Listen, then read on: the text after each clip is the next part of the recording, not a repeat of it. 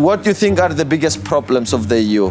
Communicating. It doesn't matter what the fuck you vote in the parliament. If you don't say it to the people, they aren't going to know it unless mass media spot it. So, or the European Parliament, European Commission, they say what they are doing clearly, or people, they're going to think they do nothing, which is basically, I think, the great majority thinks the EU does nothing. They spend probably 20, 30 million the last 20 years for communication. And I did a better job in 6 months. We're getting millions of views every video. The comments are very supportive, except when I'm talking about Ukraine. Do you think it will be a solution in the next year?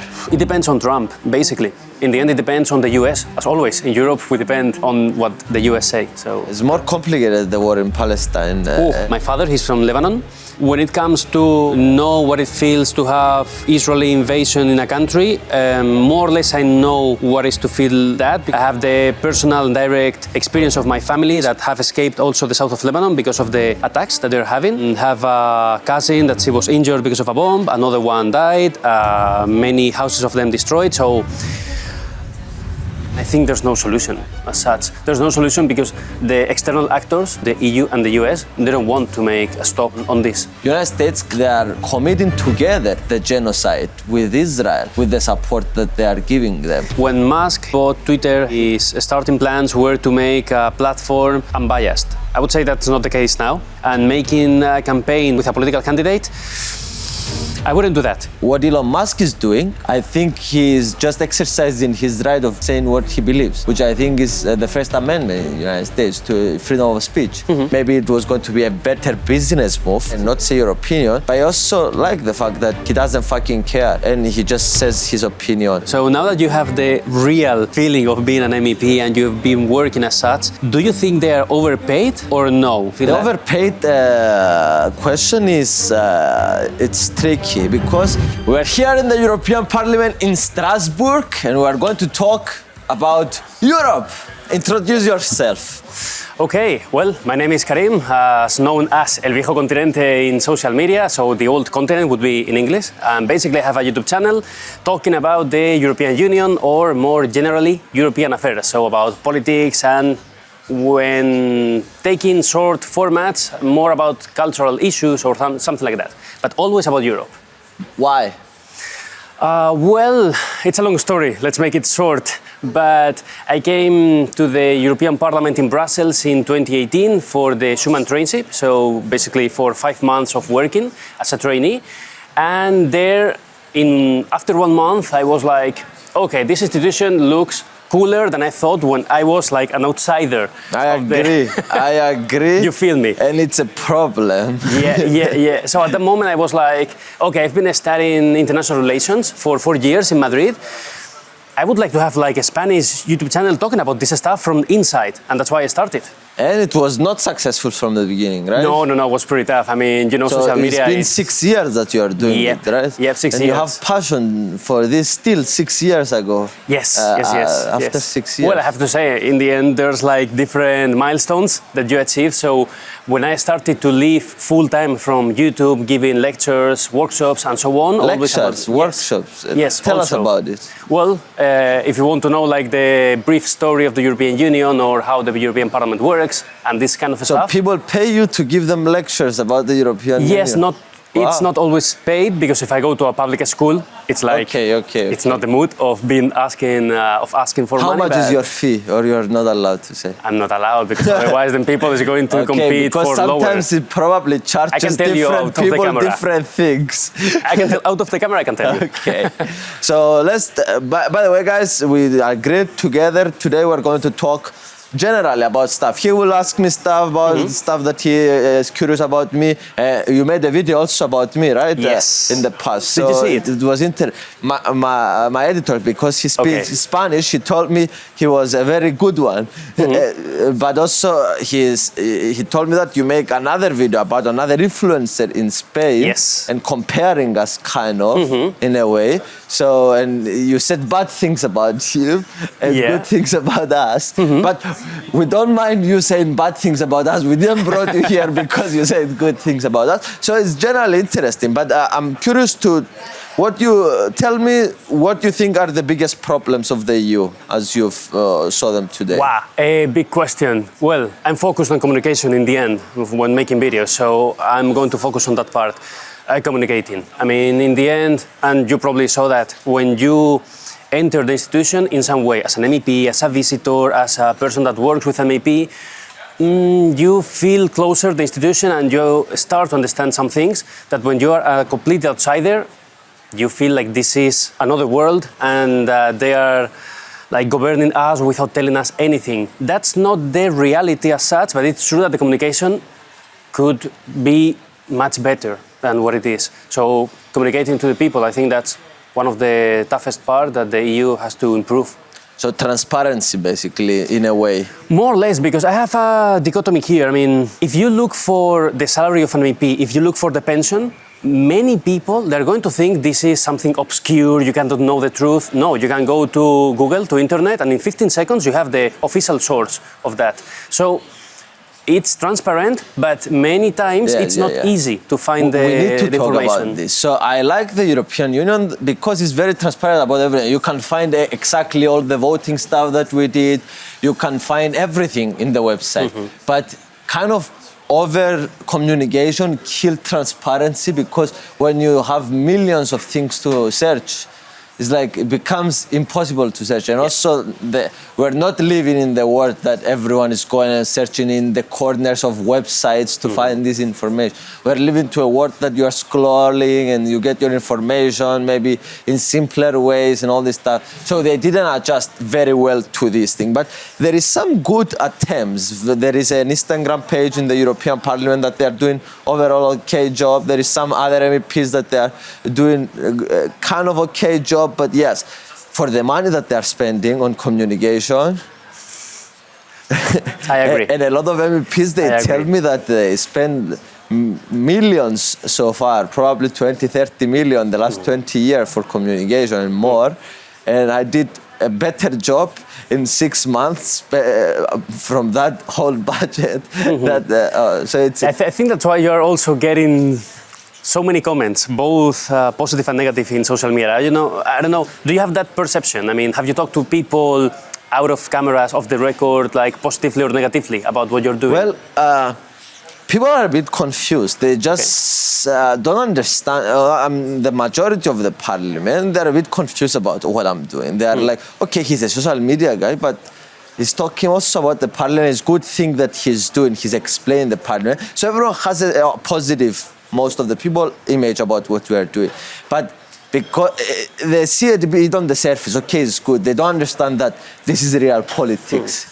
And this is actually the way to communicate, to engage community. And so they see it on the surface that it's good, but I think it's more than good. I think it's innovation. It's interesting. Like, people are engaging. We're asking people, what do you think about a topic? What do you think about immigration? Let us know in the comments. And we're crowdsourcing the will of the people. So it's interesting. I think it's...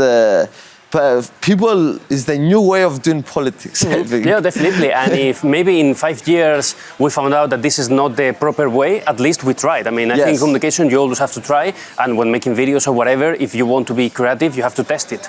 And then if it's wrong, okay, you learn something and then you move on. But I have a feeling that is the right path somehow. Oh, me too, me too. Because it's like, we're getting millions of views every video. And like, people are engaged, people are rallying, people are excited. We have a community now, and especially in the English, like, people love it. Like, the comments are very supportive, except when I'm talking about Ukraine. Well, that's talking about that, not about Ukraine specifically, not the political issue. By the way, my friend told me that you are the only person that achieved to talk about Ukraine war neutrally. Well, I try to be rigorous. So, I mean, when talking about the war, I try to explain both sides, let's say, and then you choose whatever you want. I have my personal opinion, but I try not to mention it in the video, because otherwise I feel like I'm going to move people to my side, and I don't want that, or to feel people like they need to fight me because I don't think like they think. It's not the point of the video. It's obvious that this is the right thing. A lot of people, sometimes when I'm making videos, they're asking me, because I'm asking them questions and I'm just saying the facts and I'm asking, what do you think? People, this is how you win people. To do unbiased stuff, this is how people trust you. Yeah. So it's the only way. Sometimes I'm stating my opinion because I'm a politician and I need to say and do a speech, but half of the time, maybe more than half of the time, is just stating the fact. This is what happened, and this is probably as well how you gain your audience as well. Mainly, and also, I mean, the good point that you have that we have as content creators or MEP, also in your case, is that we have name and surnames and we have a public face. So it's not an institution with a logo talking in a cold way because they cannot be politically engaged. Also, you know that they're probably trying to pass their agenda of you and all this stuff. Yeah, but when you have a real person, people used to trust you more. On that point, we need to talk about the bad things about the you still, what we can improve. We need to talk about the war in Ukraine that you said. And also, now you said about the name and the people can trust you more. I'm going to open a lot of topics, but we'll have time to jump into them. 4 MEPs out of the 720 got elected independent. And I think to your point now that we're talking, independent can be, because it's a face, it's not a party, can be the moving forward in politics. Because people can trust more a person than a party. So I think this can be a trend that we'll see more and more in the future in politics. Probably. Only if you have power in social media. Because otherwise, if you're independent but no one knows you, then you're fucked. I mean, no one is going to vote you. Because of the leverage that you have on social media, that's the only way that is possible. Yes. So in the end, you don't have a political platform, but you have an online platform, which is going to work more or less in the same way. So no one is obliging you to do something. But in the end, maybe if you take into account so much what your fans, your supporters are saying in that online platform, you're going to end up working similarly to a political party. Not similarly, exactly the same way. They try to convince people to vote for them and try to keep them engaged in the whole process. So it's the same kind of way. Yeah, but I think, I mean, going independently, me as a content creator also see that way much better, because you don't have to go through, I need to get on well with this person unless he's not going to appoint me for being in the list. So much freedom. And like other people's mistakes is not your mistakes in the party. Also, and you don't bear the burden of the past of the party and all this stuff. So, and you own your mistakes as well. It's more accountability. It's not like, it's their fault. So, but you didn't thought to run in the European Parliament? No. Come on, you have an audience. Probably they will vote for you in Spain. But I like so much to be like on the bench watching the match and not playing the match. Why? I like it. Simply like it. I also see But it's fun also to be doing this from the inside. You can be doing similar stuff. Could be, I mean, but not now. I really enjoy what I'm doing. Maybe in 5 years. Okay. I'm tired of doing videos, the same thing. We're talking about the same topics all the time. And maybe I want to move on and I do something. But for now, I'm really happy doing what I'm doing at my home in Murcia, the south of Spain, with the sun, with my dog. So really happy doing that. Okay. Which one is the topic that would jump first? To communicate more about the problems of the EU, or we go to the war in Ukraine that you achieved to do it transparently? Ooh, okay. I'll let you choose. Both are great. Let's go with Ukraine. Okay, let's go with your favorite topic. And my favorite topic too. Okay. By the way, it's not fun. It's not funny. It's like, for me, it's devastating that there's almost 1 million people have been killed, and it's like, but yeah, because we made some jokes about it, just to clarify that it's not fun. It's very serious, and I'm very angry about it, actually. But yeah. Okay, well, the issue that we have there, it's pretty clear. So we have, let's say, 2 sides. We have the European Union, which is supporting clearly Ukraine because of enlargement interests. And then you have Russia, which after the Cold War still wants to gain some influence in the post-Soviet countries, let's say. So that's what we have. And since almost the Cold War, there's been problem in the Donbass, the east region of Ukraine. Russia wants to gain influence there. People there still feel like they're Russian in some way. So, but there's no referendum, and this is a problem that we also have in Spain and in the UK, in many countries in the world, that some regions in a country, maybe they would like to have a referendum, but if you make it unilaterally, it's not legal because of the constitution, because you cannot move out like as you want. But then there's also the debate of how free is people in a country to decide where they want to belong to. And well, in that problem, then there's a war and there's an invasion of Russia at big scale in February 2 years ago, right? In 2022 already. I mean, after COVID, I lost the times. But yeah, more than 2 years ago. And until now, we have those positions. The EU and the US supporting mainly Ukraine. There are other countries also supporting Ukraine, but mainly the EU and the US.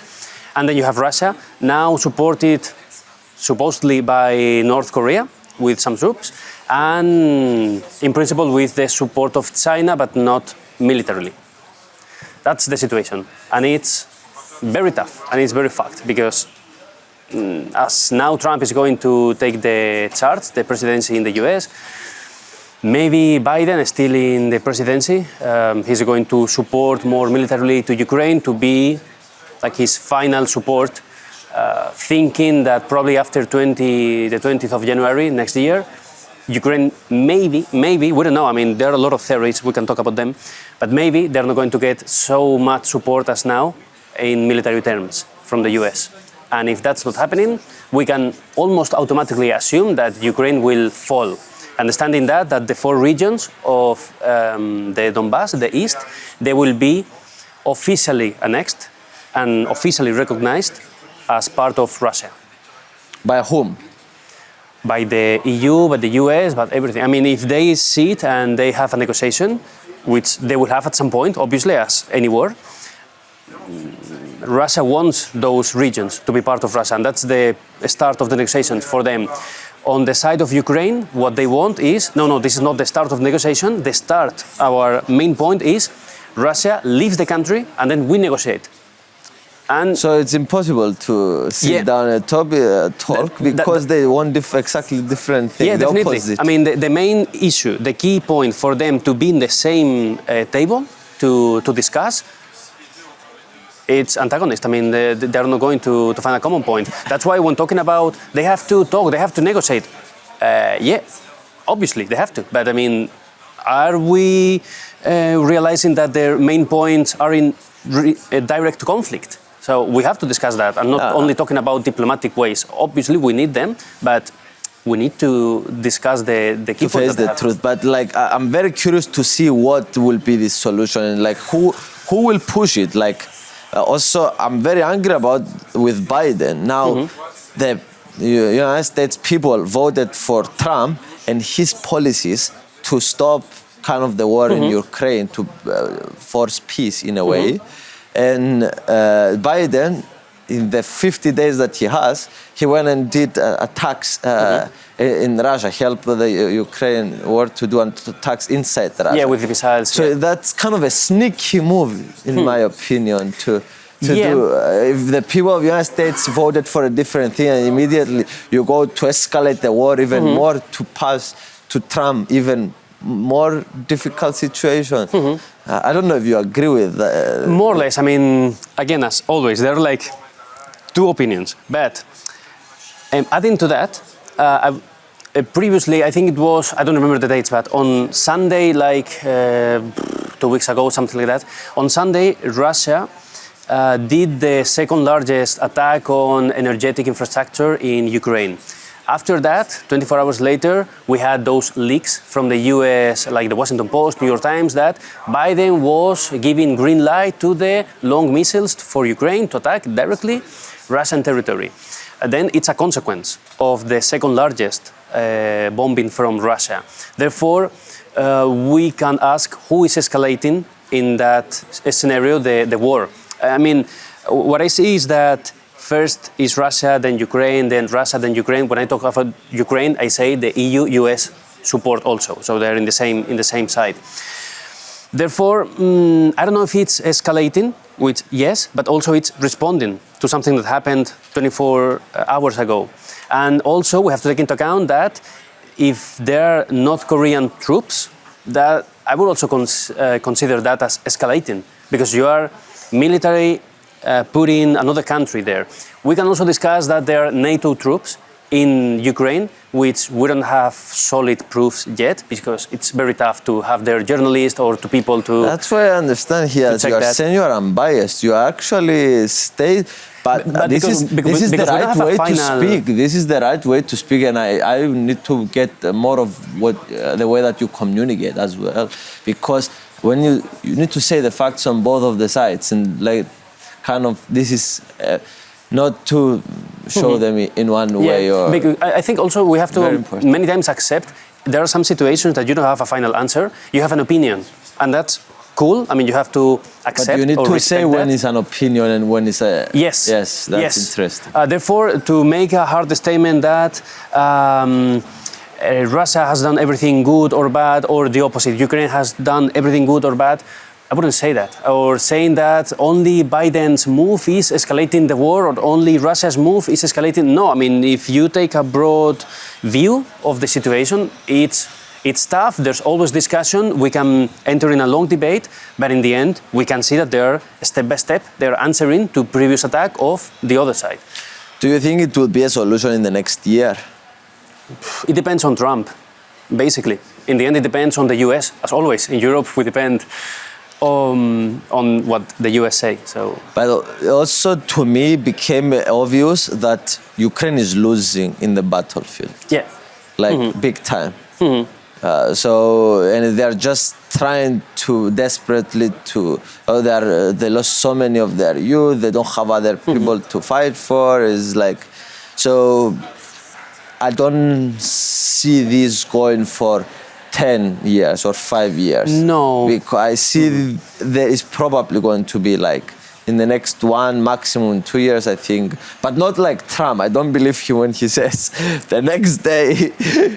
First day of my mandate, I will finish the war. No, yeah, that's crazy. That's crazy. But I think but maybe he's saying it metaphorically. Yeah, I mean that's in the electoral campaign. We need to be pretty tough and strict. But maybe with Trump, there's going to be a change. We will see in which direction. Because the theories that we have is that if he says to Russia that they need to stop the war and they need to concede the illegally annexed regions of Ukraine, Putin is going to say, no way, I mean, I'm going to start my negotiations taking this for granted, that's mine. And then if Trump takes the position of, okay, then I'm going to give even more military support to Ukraine and we're going to devastate you, then maybe Putin is going to consider that point. At the same time, if he goes to Ukraine, to Zelensky, and he says to him, okay, you have to concede these 4 regions that Russia took and annexed, and Zelensky says, no way, then maybe he's going to say, I'm going to remove all my military support right now, and you're fucked, you're even going to lose more.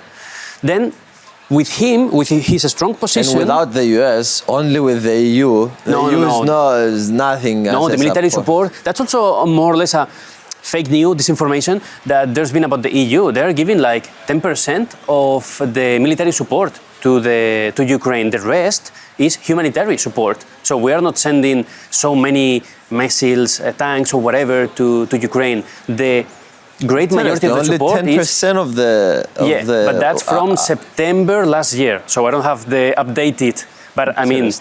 So many missiles and tanks should have been sent for that percentage to increase from 10% to 50%. But I mean, the great majority of the military support is coming from the United States, not from the EU, because we don't have that.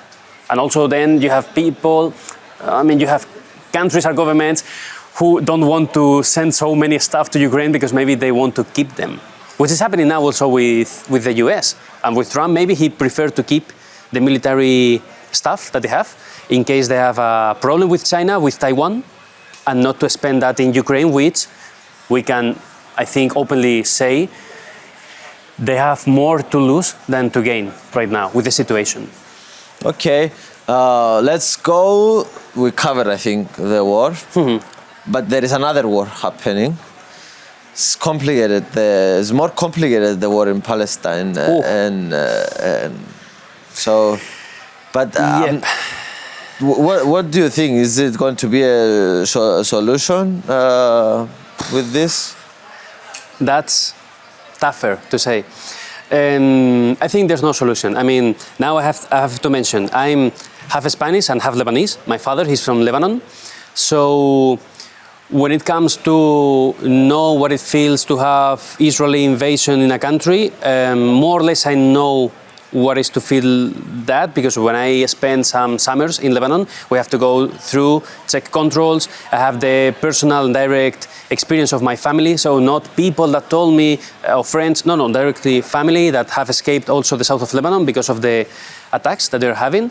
Have a cousin that she was injured because of a bomb, another one died, many houses of them destroyed. So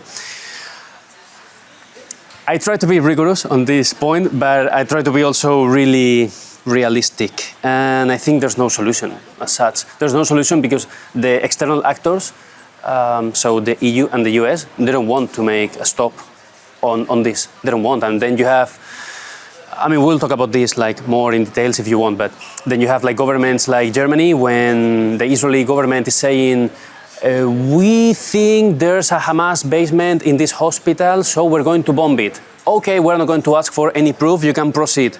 And the German government, they say, it's okay because against terrorists, we have to do everything.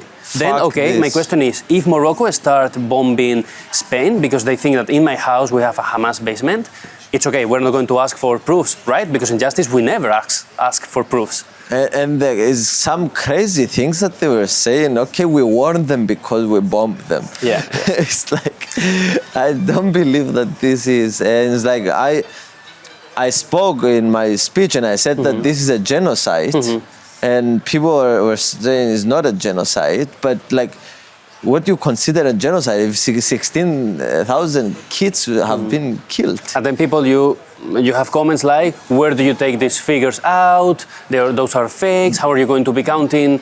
Where, I mean, only taking the images, you can have an idea of how many people have died and how many people will still. And also, our sources is basically with Wikipedia, the UN, is like some sources that is the common source to go and look at. So we cannot know for sure, but these are the data that we have from the UN and Wikipedia. So.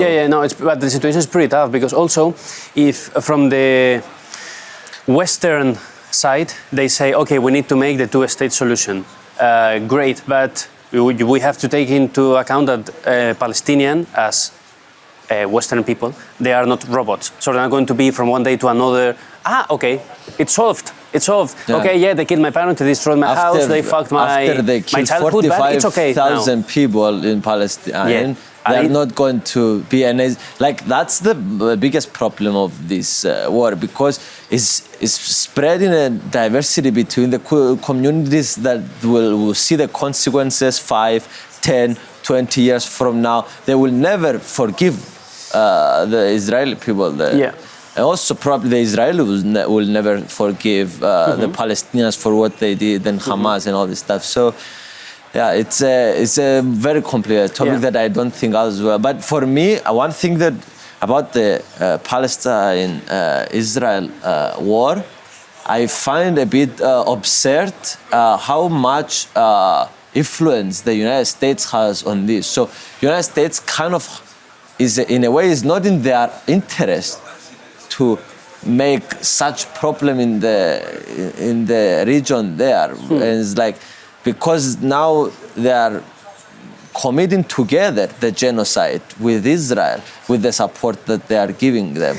So there is bad image to the United States, and also is making enemies in the region, the United States, for what they are doing. And it's all of that, as I understand from my research, because the Israel lobby in the United States, because it's forcing because Israel law is huge. The money that they're giving to the United States government is huge. So whoever is paying for you to get elected is controlling you, basically.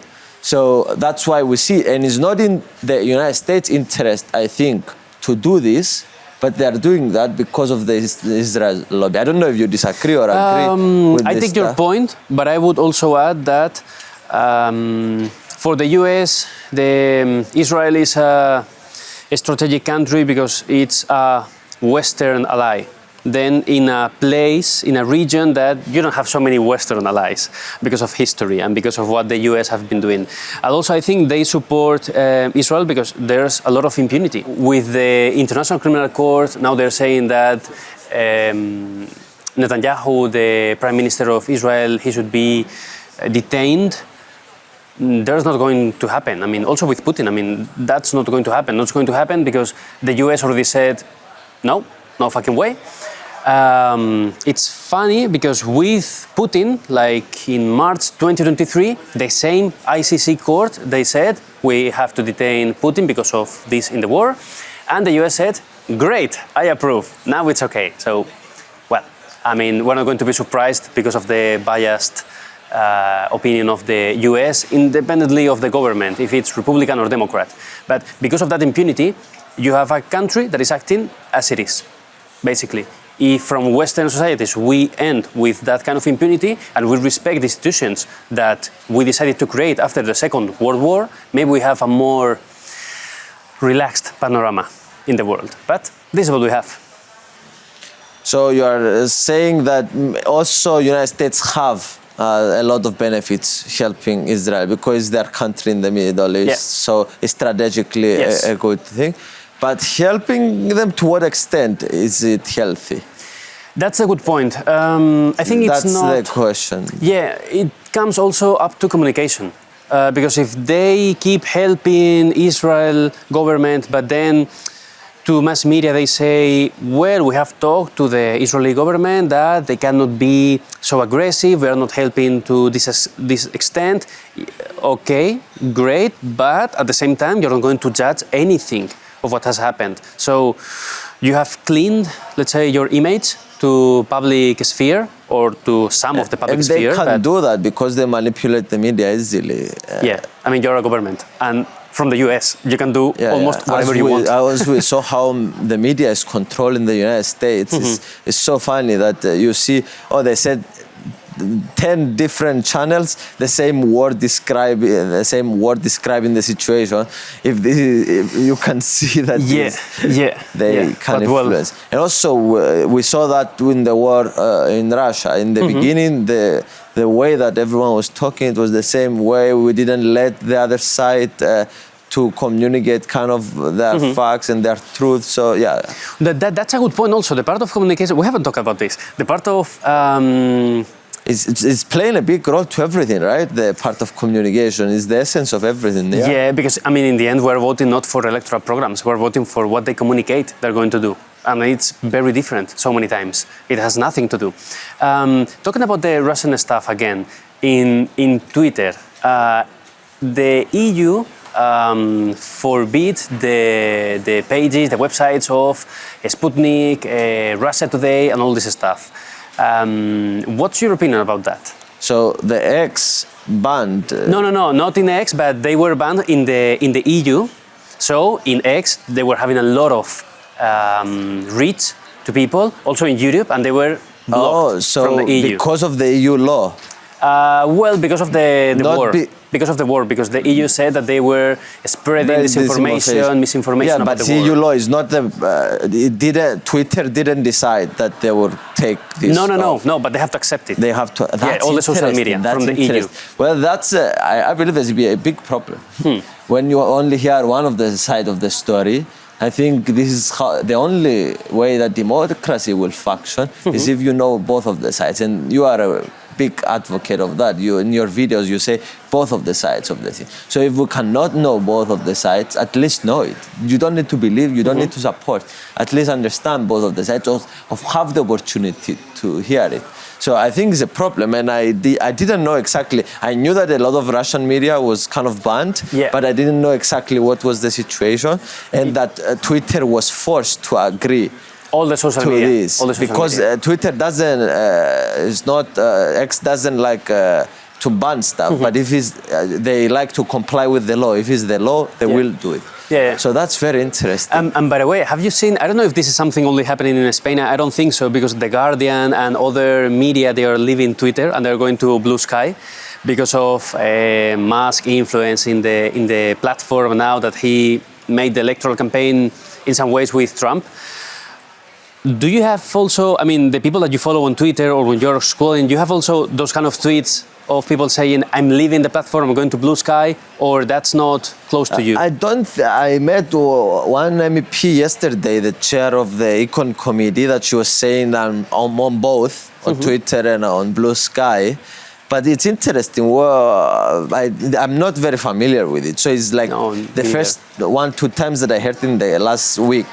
So probably it's a movement that is happening now. But I'm happy with Twitter. I like it. Also, I think recently it's a lot more interesting. You can see podcasts on Twitter. There is videos. There is a way to, and I don't know. Maybe it's because I'm doing very well there on the platform, and people like the videos and stuff. Maybe that's I'm biased, but I love actually Twitter. Okay. Hello guys watching us on Twitter. Hello guys watching us on YouTube. Hello guys. But what do you think? You think there is going to be a shift? And do you think it's a bit biased for the owner of Twitter, Elon Musk, to be such a user, or like what are your thoughts? If I'm not wrong, when Musk he bought Twitter, his starting plans were to make a platform unbiased. And I would say that's not the case now. I mean, you always have room to improve, but I think that's not the case. And making a campaign with a political party in the end, with a political candidate, I wouldn't do that if I'm the owner of a platform. Even if I have, obviously, again, my personal opinion and I'm going to vote in the elections, that's okay. But when you publicly say that and you have a platform, you have to understand that people are going to think, maybe you are going to support more in your platform this kind of thinking of this kind of political parties and not the rest.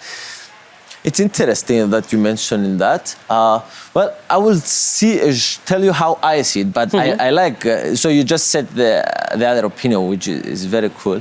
But I see it, so I think X is open source. So you can see, if I'm not mistaken, the algorithm, how it's functioning, yes. What is promoting what. So you can see if there is unbiased to what and so it's transparent. And what Elon Musk is doing, that is, he says what he believes, and he was before also the most interactive account before he bought Twitter. I think he's just exercising his right of saying what he believes, which I think is the First Amendment in the United States to freedom of speech. So he needs to promote, he says freedom of speech is the bedrock of society. And for him to promote what he's saying is exercising his right to freedom of speech. So I don't think it's a problem. I agree that a lot of people will perceive it there is a problem, and maybe it was going to be a better business move to be transparent and not say your opinion. But I also like the fact that he doesn't fucking care and he just says his opinion. And but also you can see in the algorithm that is not biased. No, yeah, definitely. I mean, I'm at that point. I mean, whoever wants to say something, say it. Even if it's something of hate speech or whatever, I'm not going to support that, never. Maybe some things, they should be, I don't know if banned, but they should go to justice. I mean, if someone wants to murder you and start saying something because of your origins, it's like, man, this is not fair. No, it's my opinion. Yes, but there's a limit of your opinion. So on those kind of stuff, there should be banned and or fined in some way, because if someone is here now, it's going to insult you or something. No, it's my opinion because I think you as a YouTuber, whatever, as an MEP, whatever, and says really bad things. That's a different story.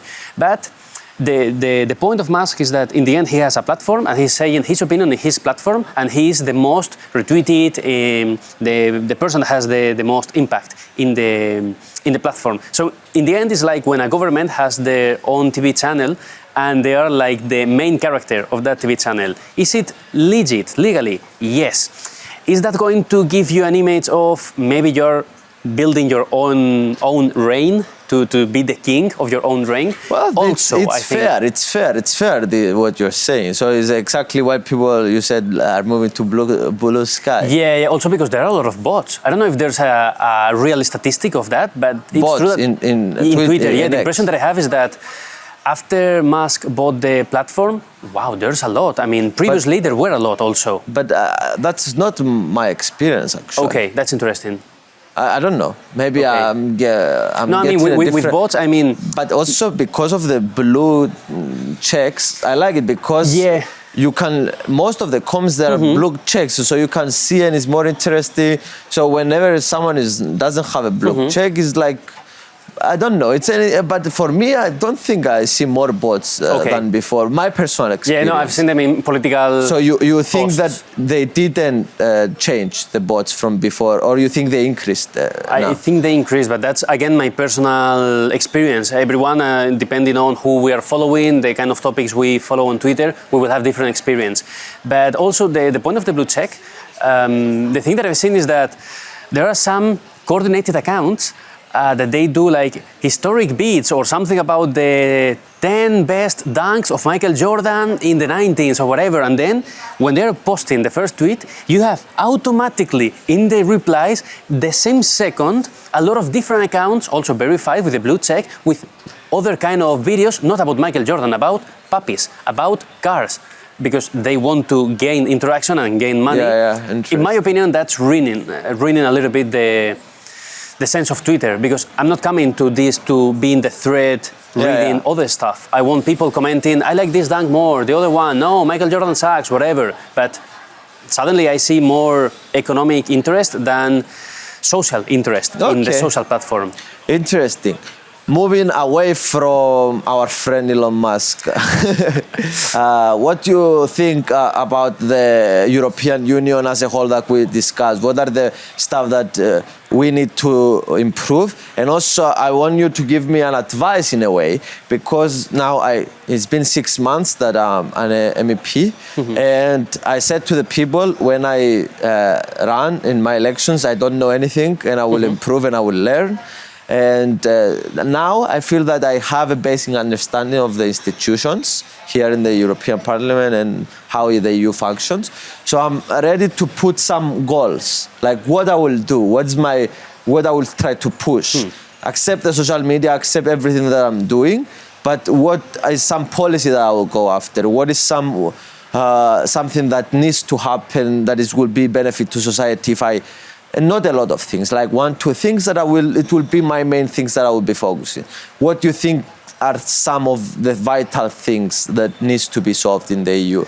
Yeah, before answering, you've mentioned that you were saying in your campaign that you did know nothing about the EU, how it works. And I think that's really honest from your side, because I've met a lot of MEPs when interviewing them that off the record they were like, the first day I knew nothing about this, they gave us a pamphlet and then we start learning about the parliament once we entered as an MEPs. And that's happening more oftenly than people think. No, majority of the MEPs, their situation. Yes. Because even when they work in different politics in their countries, the EU is so different how it's functioning. So they come here and they don't have an idea how to work.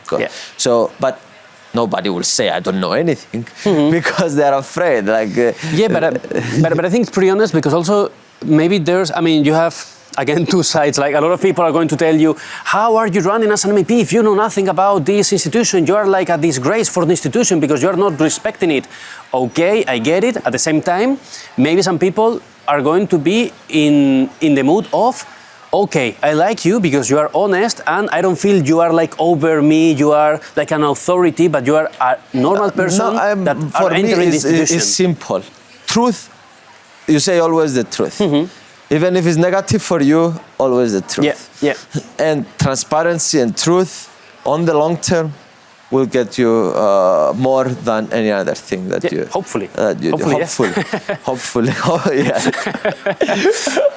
Yeah. Because then, a lot of people are going to use that honesty to attack you. But things that the EU has to change, mainly, again, communication. Communication. It doesn't matter how many things you do here. I mean, you know it. It doesn't matter what the fuck you vote in the parliament. If you don't say it to the people, they aren't going to know it. Unless mass media spot it.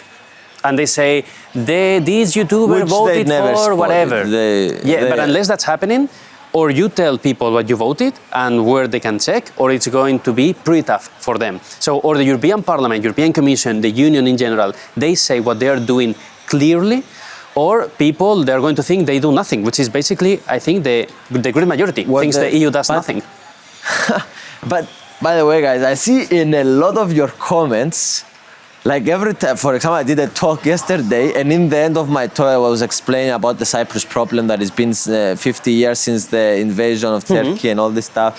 And I was explaining this, and it's like, I asked in the end, I asked for the EU to push Turkey to come back to the conversation table to help to solve the problem. And everyone was making fun of me in the comments. Come on, Phidias, we thought you are cleverer than that. You are asking the EU to do something and they will never do anything. So this perception that the EU does nothing, it's a real thing. Yeah. So, but I will say, guys, I'm here, I'm transparent. I don't think they do nothing. I think they are very bad in communicating and they are very bad to show and very complicated what is happening here. But they are working a lot. Okay, they are regulating maybe the wrong things, but they are doing stuff. So the perception of they are doing nothing is wrong. Maybe they are doing the wrong stuff. That's something. That's a debate. But that's another debate. But they are doing stuff. So and they are working. In fact, I wanted to ask you, what's the thing that has changed the most since you started as an MEP? I mean, your perception about the EU. What was your perception before being an MEP and now that you're an MEP? I understood that we don't have any power as MEPs. No actual power. Maybe the strongest MEPs in the political parties that they've been here 25 years and they know everything and they know everyone and they push for their agenda and they're trusted that they are the establishment. But it's very hard because there is council. There is the European Parliament and there is the European Commission, and these three institutions need to agree on a law to do it. So even if you pass the good law, they'll probably have a different opinion on the other things, and it's like, it's difficult. It's difficult for, so, but are you still happy as an MEP? What? Are you still happy as an MEP? Like, well, I'm happy do you feel because productive? You can say something. Well, there is some influence that you can do in regulation, which I'm curious to find out because I didn't see it. Like, we didn't, because the commission is not yet elected, we don't get a lot of files to influence laws and all this stuff. I'm curious. I will tell you guys in the future if I see something like this. But for now, this like I was disappointed by the power that an MEP has. Okay. So, okay, we vote stuff, it's interesting, and as a whole, we maybe have some power where the budget is or all this stuff, but and how do we spend the money and what is right? I think we have power as a whole, as the parliament, when we vote for stuff, but the great majority. Okay. So, and also the great majority is not influenced by my videos, I think, online. It's influenced by the closed door behind. Another thing is, like, I think the European Parliament is the decisions are not made in the public debate inside, are not made in the corridors. They are made behind closed doors when the political parties go and they say, okay, I will vote for this that you want, you vote for this that I want. A negotiation. And they negotiate behind closed doors, I don't know, 5, 10 people. And then everything is decided about the European Parliament in those rooms. And I think that's not cool. It's not transparent. Yeah. No, at true. least if it's not cool, it's not transparent.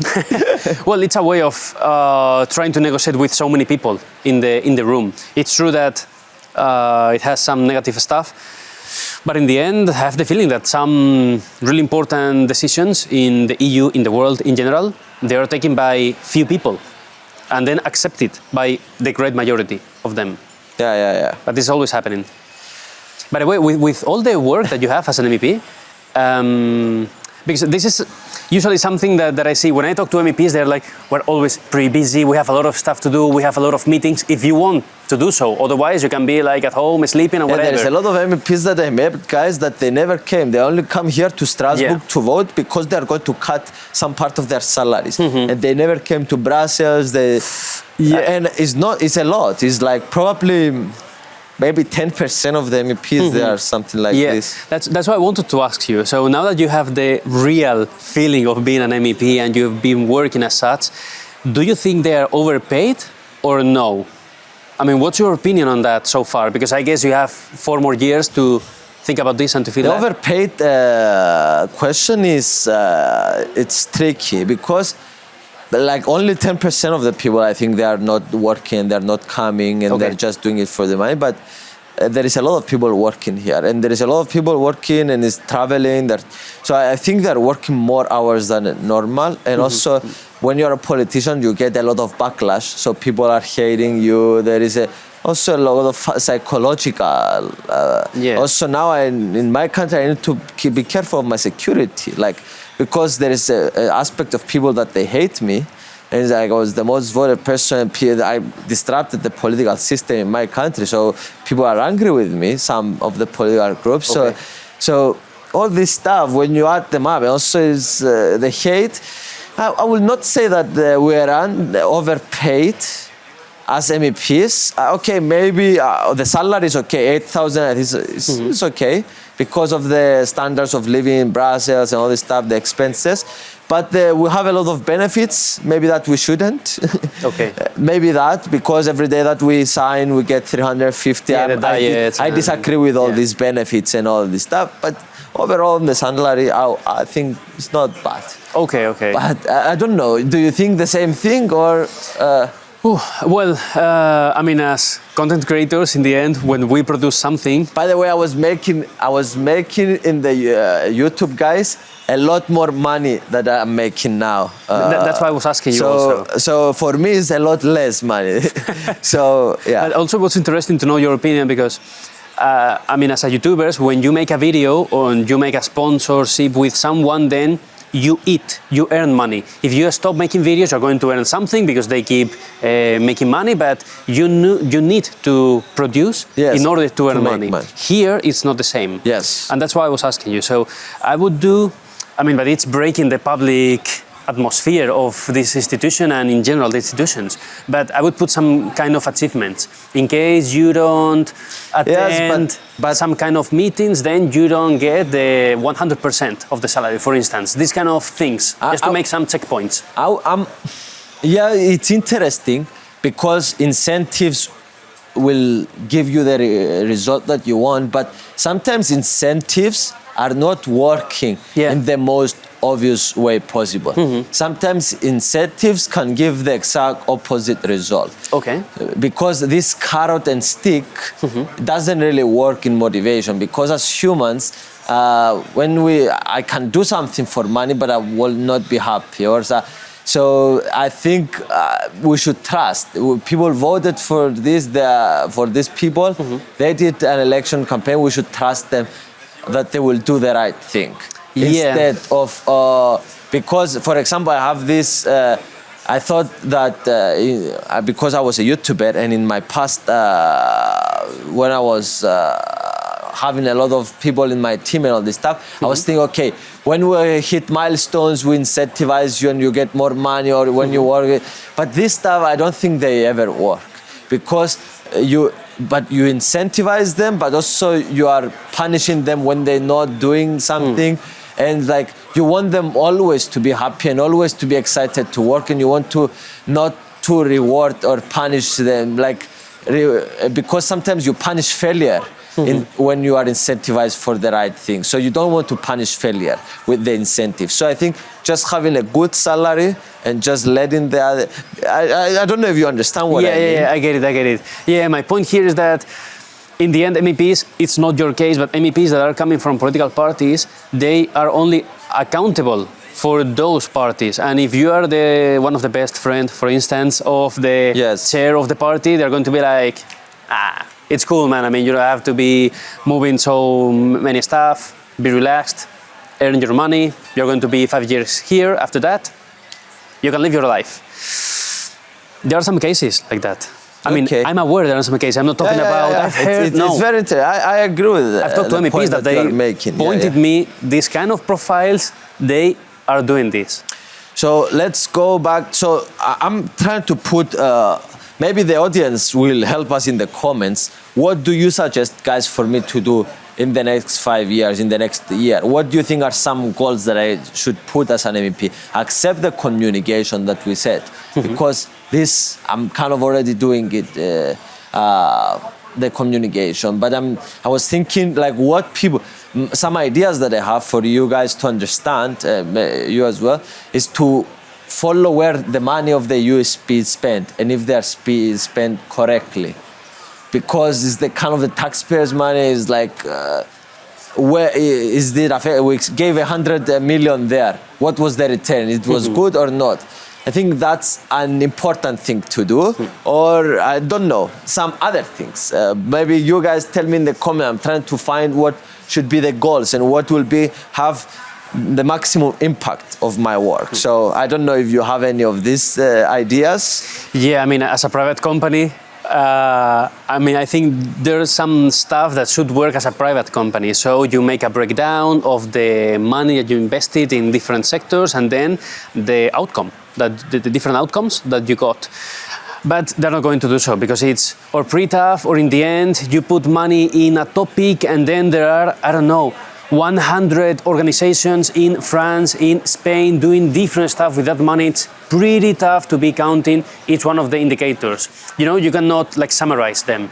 So it's tough to track the money in that way. But the good point is that, if I'm not wrong, I think every year the European Parliament, they create a document in which they say the percentage of money spent in salaries, in infrastructure, in different plans. And you can go and follow exactly where the money was being spent. So, but I think it's important. That's why I want for the people to know where so maybe I don't influence where the money goes in a correct way, but at least it's good for the people to know the return on investment that they got on their taxpayers' money or the investments that you did. Yeah, because if that's not happening, then people think the great majority of the money goes to paying salaries of MEPs or functionaries, and it's not like that. I mean, in the end, civil servants think they represent 6% of the total.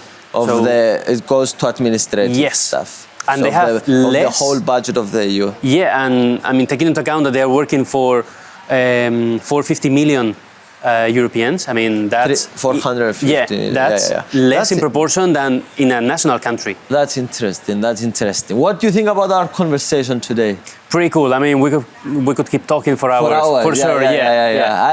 We'll do it in the future. If you want to come every couple of months happy to do so. To do it, it's good, and I'm excited, and it's a refreshment to see a lot of people that they are outside the European Parliament, that they know more things than MEPs. And I think that's the case with you and me. You know a lot more things about me, but from not about me, more things about the EU than me, and you know a lot more things about the EU than most of the MEPs, which is cool to see that. And you are doing an amazing job in your YouTube channel. Many thanks. Go and follow, say your channel, but it's in Spanish. Yeah, El Viejo Continente, so the old continent in English. Oh, you have in English as well? No, I mean in English would be the old continent for people, for non-Spanish speakers. And I want you to end this conversation by, we end it always with this question. You're going to die in the next 30 seconds. Oh. What you want your last words I have to check. to be in this planet, if this was actually the end of your life? Last words? Wow, that's pretty tough. I would say people to try to be calm when dealing with stuff in life, and try to think always there are two sides. Try to think why people are not thinking like you, and that's going to make you more aware of your atmosphere. And that's going to make you happier in the end, because you're going to be more realistic. I would say that. Thank you. Thank you, ladies and gentlemen, for watching. We love you. Bye-bye.